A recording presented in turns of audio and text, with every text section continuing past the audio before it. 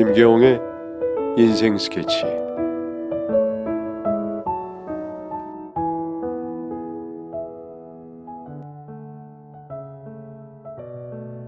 안녕하세요.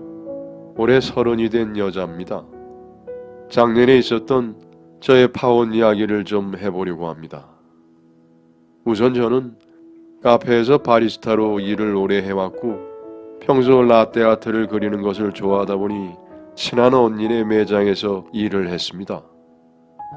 프랜차이즈에서 이 일을 하면 이것저것 제약이 많을 것 같았지만 개인 카페이다 보니 음료 한 잔 한 잔에 시간을 좀 더 기울일 수 있었고 제가 좋아하는 라떼 아트로 많이 그려볼 수 있었기 때문이에요. 저는 손님들이 아트를 보고 웃거나 행복할 때마다 그 표정이 너무 좋았기에 그 일에 더더욱 빠져들었습니다. 그렇게 재밌게 일을 해나가다 보니 어느새 일도 오래 했고 하다 보니 어느 정도 손님들의 인상차기가 눈에 들어오기 시작을 했고 어느 정도 거리면은 다 알아볼 정도까지 일이 익숙해져 있었습니다. 그중 가장 눈에 띈 사람은 어떤 한 남자였는데 매번 모자를 푹 눌러 쓰고 와서 구석진 자리에 노트북을 켜놓고 커피를 한 잔 마시며 한두 시간씩 앉아있다가 가는 사람. 그 사람은 집이 요 근처인지 정말 자주 왔었어요. 항상 쓸쓸해 보이던 그였기에 저는 그가 왔을 때 평소보다 더 힘을 주어 라떼 아트를 만들었고 그에게 용기를 주기 위해 웃음을 주기 위해 참 노력을 했었습니다. 그런 내 마음을 알았는지 그 사람도 아트가 참 이쁘다며 이러저러한 말을 해줬고 그때부터 그와 친해지게 되었습니다. 매장에 손님이 없고 그 사람만 앉아있을 땐 테이블에 합석해서 조잘조잘 일상을 떠들기도 하고 제가 좋아하는 노래를 들려주곤 했었어요. 그러다가 하루 이틀 안 오는 날에는 무슨 일이 있나 걱정될 만큼 그에게 빠져들었습니다. 그렇게 서너 달이 지나고 우리는 정식으로 교제를 하게 되었습니다. 제가 고백을 했어요. 만나보고 싶다고. 하지만 늘 차분하고 매사 조심스러워 보이던 그는 연애 때 그렇게 즐거운 사람은 아니었습니다. 사람들이 많은 곳에 가는 것을 싫어하고 워터파크나 찜질방, 놀이공원 등 모든 곳을 다 안 가려고 하는 사람이었습니다. 어두운 국장이나 조용한 카페 같은 곳만 가자고 이야기를 하는 사람이었죠. 그때는 몰랐어요. 그가 왜 그러는지. 하지만 이야기할 때만큼은 매사 진지하고 솔직한 사람이라는 느낌을 받았었습니다. 저의 모든 가치관과 생각들을 언제나 그 사람에게 털어놓았고 위로받은 일도 많았습니다. 저는 혼전순결의 주위에 보수적인 사람이었고 그 사실 또한 그에게 매번 이야기했었습니다. 그리고 그 역시도 저와 같은 생각이라며 수긍해 주었기에 연애하는 동안 마음은 정말 편했던 것 같습니다. 근데 연애를 오래하면 오래할수록 갈증이 나는 느낌이었어요. 늘 본인의 이야기를 잘 하지 않는 사람이었고 폐쇄적인 성격 탓인지 펀드 보안 잠금 장치까지 확실히 해두는 오픈하지 않는 비밀들이 늘 많아 보였습니다. 저 역시 개인의 프라이버시가 중요하다고 생각하는 편이었지만 이 사람은 정말 병적이라고 생각했어요. 심지어 저는 그 사람의 노트북조차 사용해보지 못했습니다. 그 사람이 본인의 물건을 만지는 것을 정말 싫어하거든요. 그리고 어느 정도 연애를 했을 땐 그의 집에 놀러가고 싶은 마음이 있어서 말을 꺼냈으나 그 역시도 거절당했고 나중에 차차 하자는 말만 몇 달째 들었어요. 만난 지 1년쯤 되었을 때 저는 결혼을 했으면 좋겠다는 생각에 그에게 저의 생각을 이야기했습니다. 하지만 그는 탐탁지 않아 보였어요. 해결할 문제가 있으니 기다려달라는 말을 할 뿐이었죠. 그렇게 되고 한 달 정도 시간이 지나 그가 얘기를 합니다. 본인은 전자팔찌를 차고 있다고요. 잘못된 생각으로 예전에 교제하던 미성년자 여자친구에게 실수를 했답니다. 말도 안 된다고 생각했습니다. 왜 TV에서 나오는 전자팔찌를 찬 범인들을 보면 하나같이 다 나쁜 놈 같고 극악무도한 범죄자처럼 보였는데 내가 왜 이 남자를 그렇게 사랑했는지. 그런데 웃기는 건 그 남자가 거짓을 말하고 있는지 모르겠으나 그런 그의 지금 이 자리에서의 고백에서 측은함이 느껴졌고 인생에 단 한 번의 큰 실수를 크게 뉘우치고 있다고 말하는 그를 보자니 안아주고 싶은 마음이 생겼습니다. 아니, 그때 실제로 안아주었습니다. 그를 안아주고 그의 눈물에 말없는 위로를 건넸어요. 지금 생각해도 미쳤는가 싶을 정도로 내가 너무 푹 빠져 있었던 것 같습니다. 저는 그의 뉘우침에 진심을 보았고 전혀 문제가 안 된다고 생각을 했기에 당당히 그를 우리 부모님께 소개하기로 했습니다. 그리고 그날 우리끼리 우리 마음 변치 않자며 한강에서 맥주 한 캔씩 마시며 둘만의 약혼을 했습니다. 그렇게 그는 저의 예랑이가 되었습니다. 저는 자신이 있었어요. 이 사람이 평소에 늘 믿음이 가게끔 행동을 했기에 이 사람의 진심이 부모님께도 전달될 것이라 믿어 의심치 않았으니까요. 하지만 아무리 생각을 해봐도 그 자리에서 폭탄 발언을 하면은 엄마 아빠가 쓰러지실 수도 있기에 제가 먼저 말을 하기로 결심을 하고 그날 저녁 엄마 아빠를 모아두고 제가 먼저 얘기를 했습니다. 내가 진심 좋아하는 사람이 생겼다. 그는 과묵하지만 자상하고 언제나 날 챙겨주고 내 옆에서 늘 나를 위로해주며 내 이야기를 들어주는 사람이며 혼전순결을 지키며 끝까지 나를 기다려줬고 세심하고 배려가 깊은 사람이다. 그와 있으면 행복하고 항상 아무 일 없어도 웃음이 나서 당장 결혼을 하고 싶을 만큼 그를 사랑한다. 그런데 단 한 가지 단점이 있는데 이 사람 미성년자 성전과가 있어서 전자팔찌를 차고 있다. 앞서 칭찬들을 나열했을 때 부모님은 너무너무 기뻐하셨고 기대감에 가득한 표정으로 이야기를 들으셨지만 수많은 장점들을 다 필요 없이 단 한 가지 단점을 이야기했을 때 그 표정은 바로 반대로 바뀌었습니다. 알아요. 저도 압니다. 전자팔찌라는 건 쉽게 받아들일 수 없는 큰 오점이라는 것. 하지만 사람은 누구나 실수를 할 수 있어. 그는 실수를 했지만 진심으로 뉘우치고 있다고. 거듭된 설득을 해보았지만 부모님은 완강하게 거부하셨습니다. 절대 그럴 수 없다고.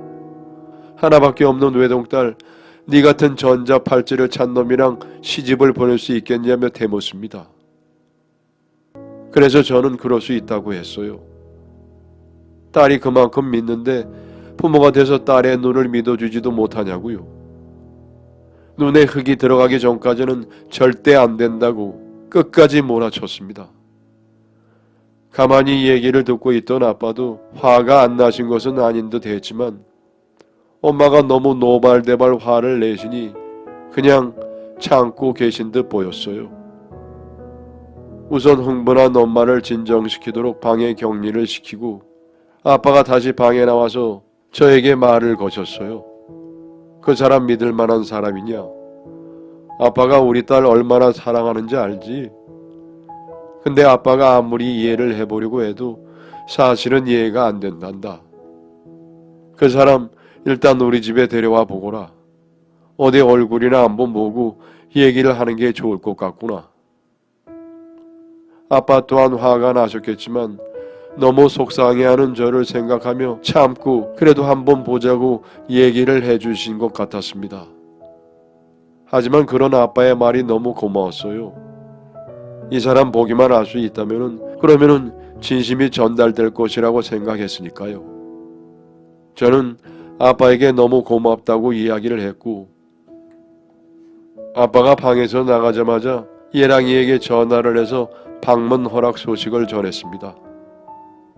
우리들은 그날 마치 결혼식 낙이라도 받은 듯 신이 나서 전화를 하고 밤새 수다를 떨으며 하루를 보냈습니다. 그리고 약속된 날이 다가오고 예랑이가 많이 긴장한 듯 했습니다. 아무래도 전자팔찌라는 것이 이 사람의 모든 자존감을 다 짓누르는 것 같았어요. 하지만 제가 손을 꼭 잡아주었죠. 떨지 말고 잘할 수 있다고. 그는 화답으로 웃어 보였지만 전혀 여유 있어 보이지 않는 눈은 웃지 않고 입만 웃는 그냥 억지 웃음이었죠. 원래는 밖에서 외식도 하면서 만나려고 했지만 엄마가 굳고 반대를 하셨습니다. 그 전자팔찌 남이 볼까봐 두렵고 창피하다며 그냥 집으로 오랍니다. 그래도 손님으로 오는 거니까 밥 한 끼는 해서 먹이겠다고요. 틀린 말은 아니었기에 그러자고 했습니다. 저희 가족은 말 그대로 엄마, 아빠, 저 이렇게만 있고 제가 외동딸이다 보니 모임은 조촐했습니다.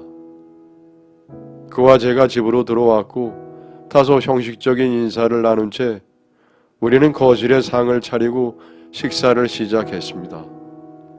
엄마는 마치 신문이라도 하는 듯 도끼 눈으로 예랑이를 노려봤고 아빠는 그대로 그가 민망하지 않게끔 이야기를 걸어주셨습니다. 저는 너무 고마웠어요. 하지만 엄마의 그 따가운 시선 때문인지 저까지도 밥이 입으로 넘어가는지 코로 넘어가는지 모르게 밥을 먹었습니다. 밥을 다 먹고 나서 상을 치우고 나니 엄마가 본색을 드러내더군요. 네, 그래도 밥 먹는데 이런 말 하기 그래서 참고 있었네만 자네 전자팔찌가 있다면서? 어떻게 그런 사람이 내 딸이랑 결혼할 생각을 했대? 우리 딸 그렇게 모자른 애 아닌데 우리 애가 우습게 보이더나? 누가 봐도 시비였죠. 저는 엄마한테 그런 거 아니라고 내가 고백한 거라고 만류했지만 엄마는 등판대기를 한 대 치더니 가만히 있으라고 너 내 말 끊으면 니네 둘 다 그냥 밖으로 내치고 다시는 안 볼 거라고 협박을 했습니다. 어차피 예상 못했던 이야기도 아니고 예랑이도 눈빛으로 가만히 있으라고 하니 저는 그냥 가만히 있기로 했습니다. 근데 갈수록 엄마 말이 심해지는 게 누가 봐도 이건 결혼을 깨려는 속셈이었습니다. 어디서 누굴 어떻게 했는지 그 정도도 못 참고 사고를 치는데 우리 딸은 어떻게 맡기자는 둥 아주 쉬지 않고 공격을 해야 되는데 여기서 사고가 터진 겁니다. 자네가 우리 딸이랑 결혼을 한다고 여기까지 찾아온 것 자체가 나한테는 상당히 무례해 보이는 거 알고 있나? 난 자네 태생조차 궁금해. 그 버릇이 갑자기 나타났을 리는 없고 자네 아버지 두 집 살림하고 있는 거 아닌가 몰라? 아니면 자네 어머니가 두 집 살림을 하던지 그 절제 못하는 성효 그냥 생겼을 리가 없었을 것 같다 이 말이야. 더러운 집안에서 태어난 더러운 자식이겠지. 그 말이 끝나기가 무섭게 예랑이가 벌떡 일어나더니 저희 엄마 뺨을 그것도 모자라 달려드는데 저희 아버지가 말리지 않았으면 큰 사고가 났을 정도로 흉흉한 상황이 연출이 되었습니다. 정말 말도 안 되는 장면이었어요. 아무리 궁지에 몰렸기로서니 어른의 뺨을 그것도 결혼할 집안의 엄마의 뺨을 정말 사고가 정지되어서 아무 말도 나오지 않았고 화가 난 예랑은 그 길로 일어서 집 밖으로 나가버렸습니다. 그렇게 덩그러니 남겨진 저희 세 가족. 엄마는 속상해서 울음을 터뜨리셨고 아빠는 진심으로 화가 나셨는지 저에게 쏘아붙이셨습니다. 비록 엄마가 몰아붙이시긴 했지만 이런 상황이 면목이 없었습니다. 절대 그럴 사람이 아닌데 왜 이런 일이? 그 후 저는 그에게 전화를 시도해 보았지만 며칠째 연락이 되질 않았습니다. 세상에 이런 쓰레기 같은 경우가 있을까요? 저는 이 일이 있고 나서 부모님 얼굴 한번 제대로 보기 힘들 정도로 면목이 없어졌습니다. 그에게 어떻게 하든 대답을 들어야겠다고 생각을 했고 하루에 5번씩은 통화를 시도했던 것 같습니다. 어차피 그 사람 집 또한 알지 못했으니까요. 찾아갈 수도 없었죠. 한 일주일이 지났을까요?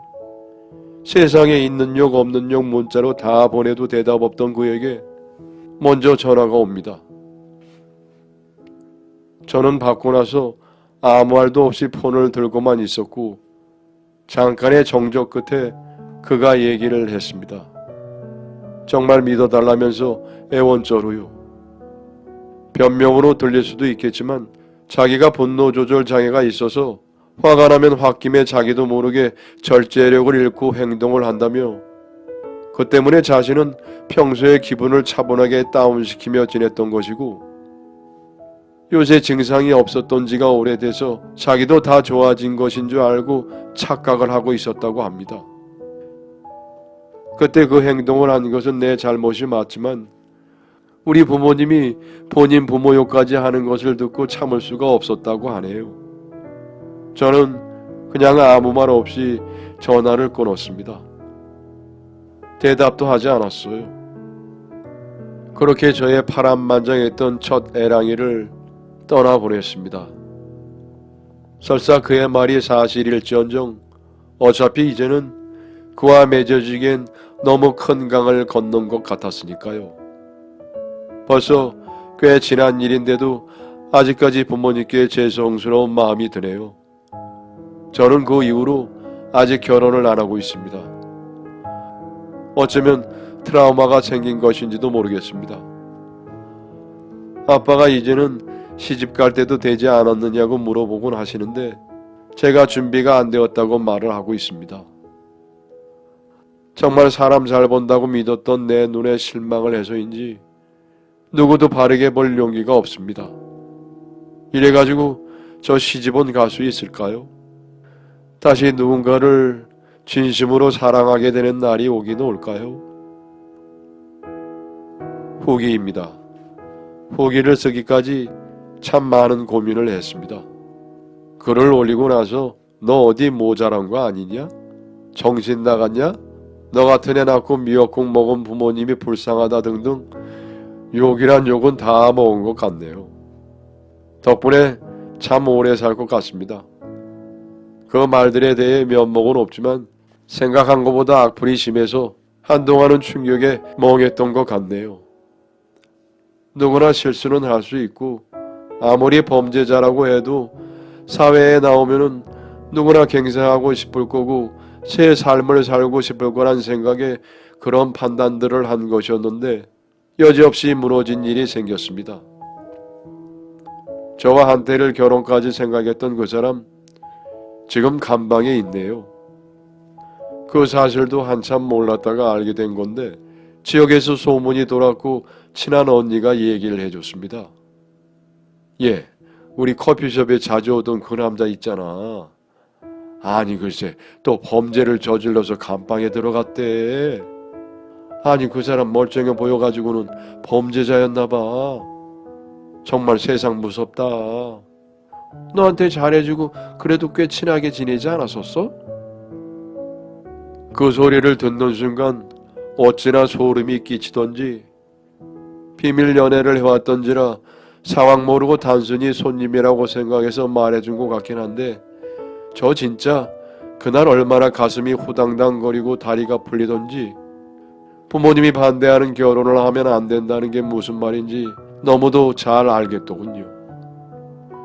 근데 한편으로는 정신이 나간 건지 그 사람이 보여왔던 순수한 면들이 생각나면서 어쩌면 사회에 적응하려 노력했지만 곱지 않은 사회의 시선 때문에 또 우발적인 사고를 저지르진 않았을까 하는 연민의 마음도 들더군요.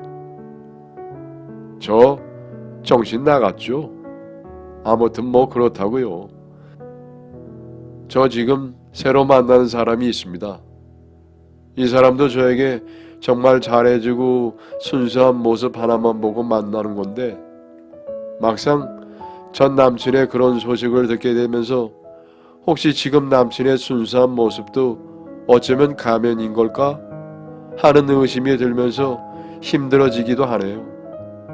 아무튼 말이 길어졌는데 그놈의 엽기적인 근황에 대해서 알려드리고 싶었네요. 혹시 저랑 비슷한 상황에 계신 분이 있다면 꼭 도움이 되셨으면 해서 올리는 글이기도 하니까 잘 대처하셨으면 좋겠습니다. 그럼 이만 쓰겠습니다. 이게 마지막이 되겠네요. 여러분, 그럼 안녕히 계십시오. 여러분의 사연을 기다리고 있습니다. 내용은 제한이 없고요. 구독과 좋아요는 저에게 큰 힘이 됩니다.